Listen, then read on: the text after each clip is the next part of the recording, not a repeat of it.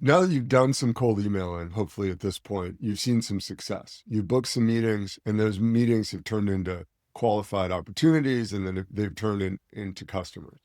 That's what this is all about. How much revenue you got out of each campaign or each month's work of your cold outbound strategy.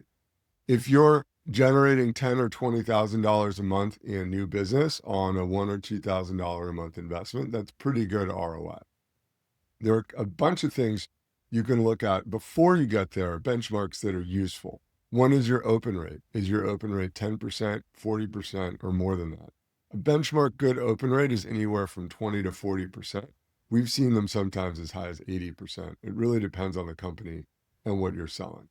Meeting rates vary, but generally speaking, a 1% meeting rate, so that is you email 100 people and you get one meeting, is pretty good.